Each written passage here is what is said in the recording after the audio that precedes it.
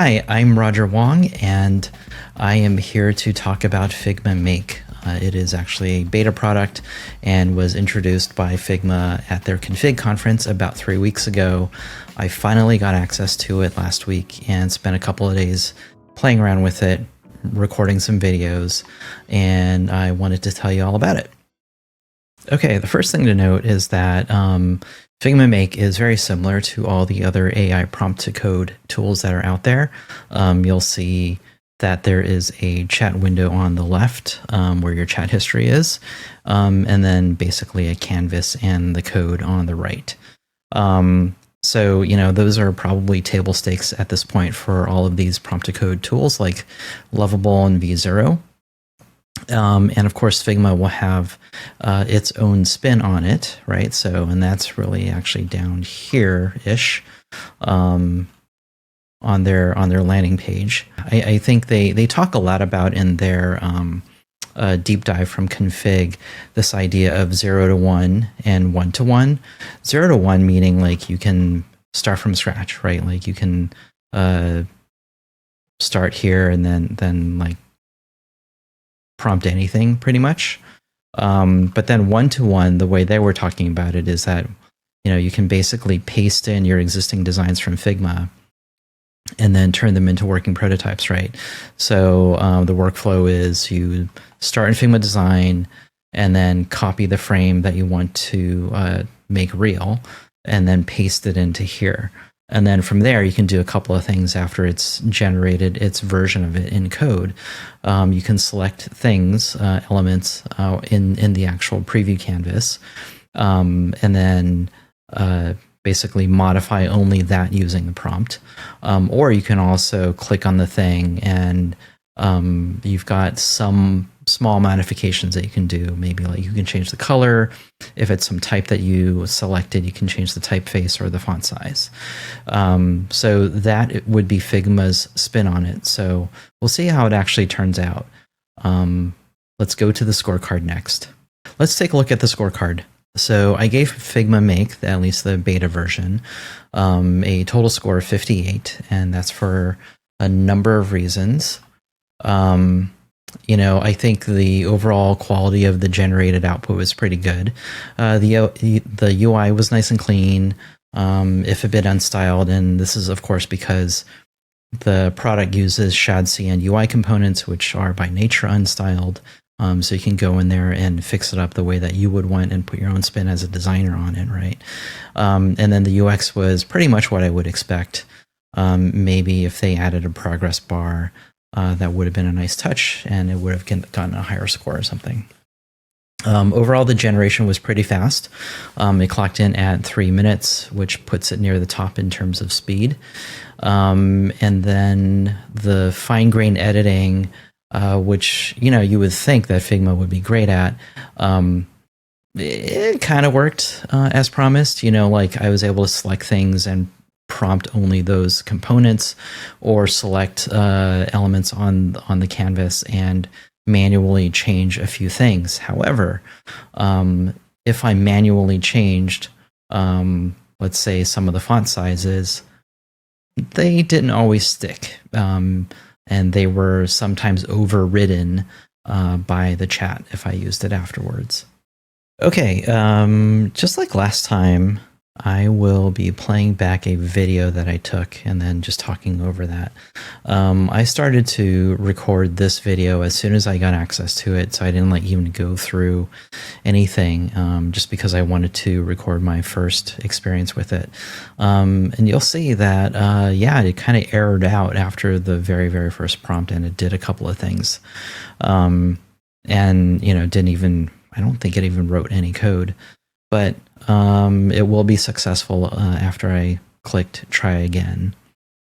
And, so it, just like all the other tools, it goes through and does its thinking, and you can see it think and you can see it write. It is writing React code, and we'll get back to that later. So let me fast forward through this because it does take 3 minutes. So let's go ahead and get to the result. Here's the result. And it comes into focus And then I will click around. So it puts you in a regular shopping page first, so you can add items to the cart. And then also what's interesting is that there are some errors, but it is running anyway, so I don't know what that's about. So here on the cart page, you can see it looks pretty typical. Same with the starting the checkout process, it looks pretty typical. It does have error states, which is great. And then I just go in and fill out the form. Click on next. And again, I tested out the error state here. I can put in the fake number.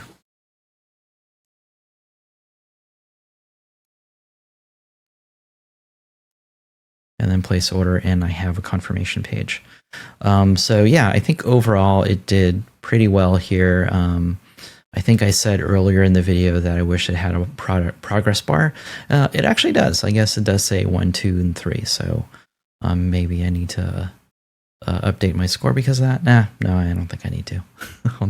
We'll leave it as is. But anyways, so that is the output for the shopping cart exercise. And then, yeah, let's talk about the scores. Like many prompt to code tools, I think Figma Make does its best work from the 0 to 1 use case, right? Where it can start off with a blank canvas and just kind of do its thing and start from scratch. Of course, we had already tested that out with the checkout flow use case, but I wanted to try something a little bit different, something with a little bit more interactivity and maybe some more animation going on the screen. So I have this prompt that I've actually used before on some of the other tools, but I didn't use it in my head-to-head article. But I do like this one because, again, it shows some interactivity and some complexity, right? And this is a great kind of feature that you would want to prototype out. That would be hard to prototype out just in Figma alone. So anyways, this is the prompt that I gave it, and we'll go through the recording and see how well it did. Yeah, so the other thing I did here too is that I pasted in not only the prompt, but then a wireframe that I had. And I will show that wireframe on the screen right now. And anyways, it's going through its thing, and with a wireframe, at least it has an idea of the layout or structure of the page that I wanted. So it didn't take that long, I'm pretty sure, for this one. Take a look. Oh, it actually had some errors, and you can see that there are 2 errors here. So I click on the fix these errors button, and then it goes and fixes them. Okay, here you go. So it's a revenue forecast calculator, meaning that a company might say, okay, we're going to take in a total of, I don't know, $200,000 a year. How do we recognize that revenue based on a couple of different distributions, right? So it could be an even distribution where you get the same amount of money every single month, or a normal distribution. So that's a normal bell curve. And I think it followed the layout more or less correctly. And, it again looks decent. It's fine. So then I iterated on this and said, okay, now I want the user to be able to enter some values manually, right? And the way they would do that is by selecting a custom distribution type. And then I think, did I tell it anymore? Nope, it just says allow the user to manually enter values. In the monthly breakdown section. Okay, I did say that. So it'll go through, make its modifications. And then as it goes, it comes into focus. So now you see we have a custom selection as well. And then we can go in there and mess with these values individually. Now, of course, there's like, it did this neat error catching thing, which is kind of cool. So the values don't add up to the total 120. It's going to error out. There's even a little link here to adjust the total to match, which is great. But from a positioning standpoint, a layout standpoint, this error message isn't quite right? And what I do here is click on just the div, and then I write a prompt that says the error message here is not flowing correctly. So it's kind of intentionally vague. I just wanted to see if the AI will understand what I was going after here. And even though like the reasoning, if you read the reasoning, it doesn't seem like it's quite right. It does actually eventually fix it in the correct way. So I'll just fast forward to that part again, and then let's give it an error by messing with some of the values. And so you can see it fixed the layout issue. So that was kind of cool. So yeah, I think for a use case like this, where you're trying to prototype something that's very interactive, and you want to see it work, something like Figma Make can make it real for you, right? Yeah, let's move on to the next example. Okay, finally, I wanted to see how well Figma Make would do with a well-structured Figma design file. So I created a homepage for a fictional fitness instructor using auto layout frames. So I would consider this how I would basically, write something in HTML and structure this page. And I wanted to take this design and paste it into Figma Make and see how well it did. So let's go through the video, and then you get a quick overview of what the Figma design file is, right? So the overall frame is a normal frame, not an auto layout frame, but everything else about it is an auto layout frame, as you would expect. So I copied that, went into Figma Make, and pasted it in, and then entered a fairly generic prompt, like something like make this homepage for a fitness Pilates instructor.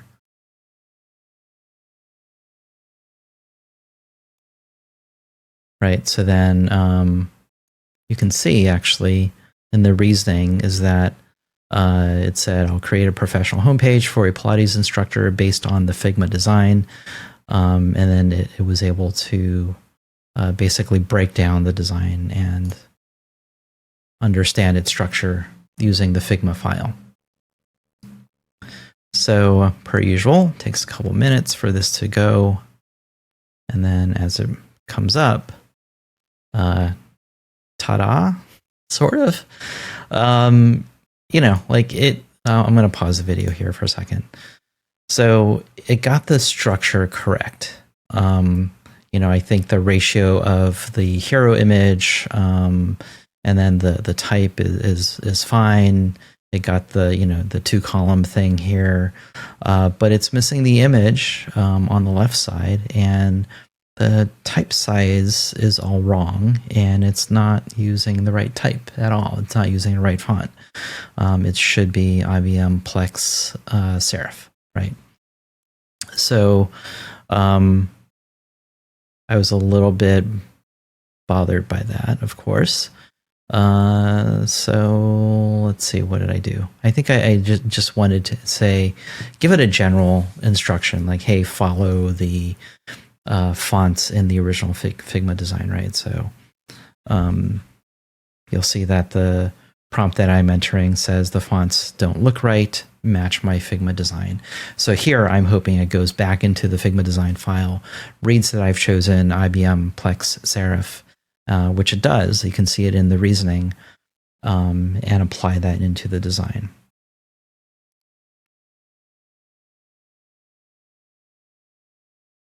So let's just fast forward through to that part. And then it will always basically blur the old version, and then as the new version launches, it'll show. Okay, and here's what it did. It got the fonts in there. It got the right font in there, but then for some reason, the headline is now tiny. The type size here is all wrong still, and the image is also incorrect. So what I decided to do here was, okay, now I can click on the actual element itself on the canvas using their point select tool, and then just change it. You know, maybe that's an easy enough fix where I don't need to use the AI to do that for me. So I went through and made the changes.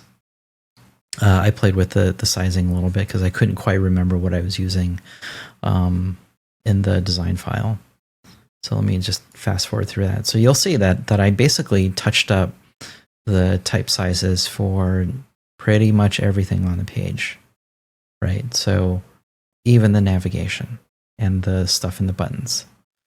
So now what I've done is I've selected this div, the image on the left, and I'm going to give it the same prompt, right? The image doesn't look right. Match my Figma file.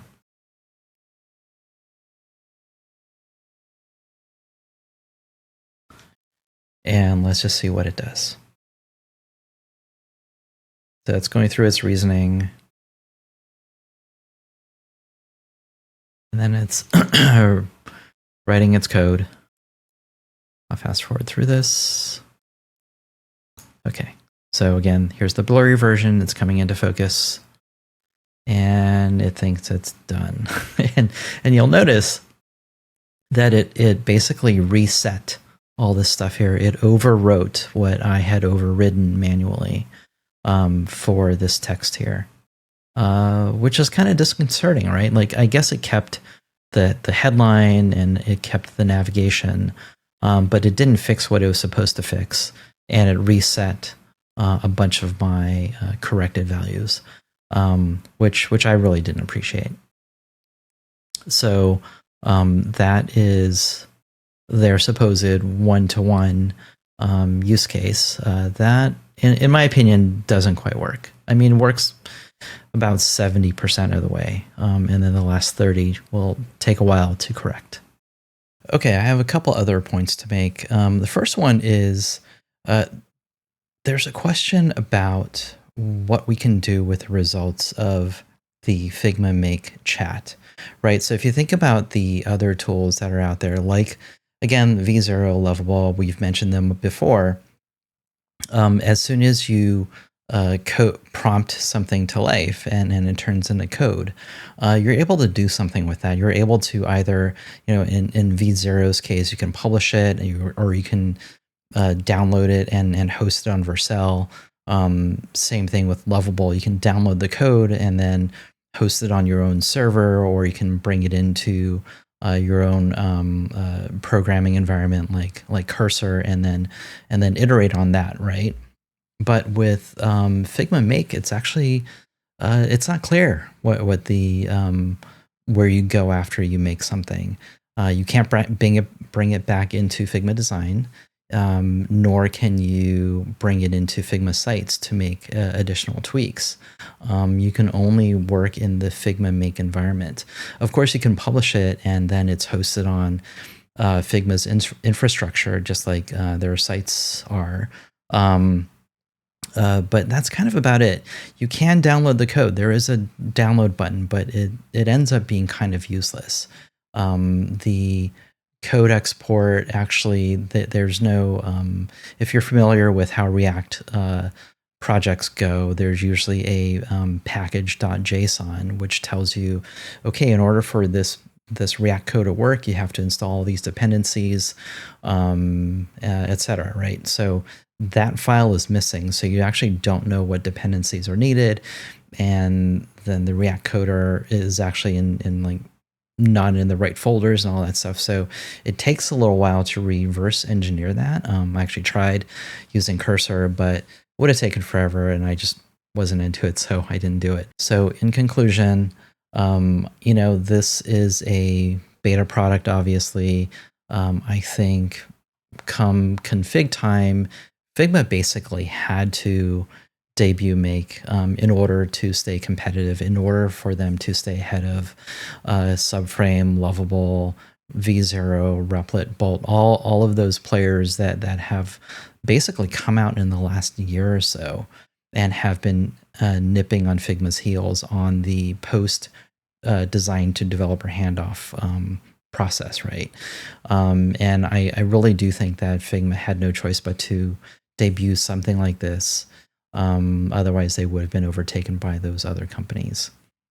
And I really do hope that during this beta period, Figma will take all the feedback that they're gathering and really think about how to complete this product, because it feels very incomplete to me. Obviously, the code export is not working properly. We've got some bugs that overwrite what users are putting in, and I think that's a huge deal. And then finally figure out how to take the output from Figma Make and integrate it more tightly into their other products, whether it be sites, but seeing it somehow circle back to design would be awesome. Okay, well, thank you. Sorry for some of the rambling, but thank you for watching, and see you next time.